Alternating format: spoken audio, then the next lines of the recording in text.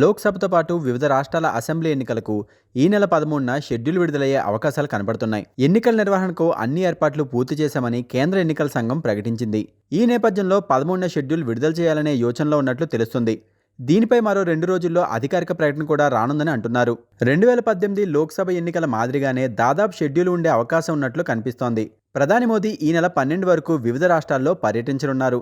తెలంగాణ నుంచి ఈ పర్యటనను ప్రారంభించిన మోదీ మరో 10 రాష్ట్రాలు వెళ్లనున్నారు. వివిధ అభివృద్ధి పనులకు శంకుస్థాపనలు, ప్రారంభోత్సవాలు చేయనున్నారు.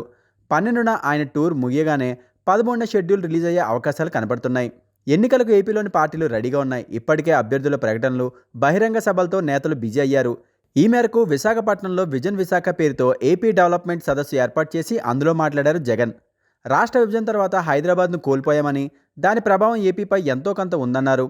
హైదరాబాద్కు దీటుగా విశాఖను అభివృద్ధి చేస్తామన్నారు. ఈ నెల 13న ఎన్నికల షెడ్యూల్ విడుదలయ్యే అవకాశం ఉందని, రాష్ట్రంలో ఎన్నికలకు ఏర్పాట్లు దాదాపుగా పూర్తయ్యాయని చెప్పారు. వచ్చే ఎన్నికల్లో గెలిచి వైజాగ్లోనే ప్రమాణ స్వీకారం చేస్తారని ధీమా వ్యక్తం చేశారు. విశాఖ అభివృద్ధికి అన్ని విధాలుగా కట్టుబడి ఉంటానన్నారు.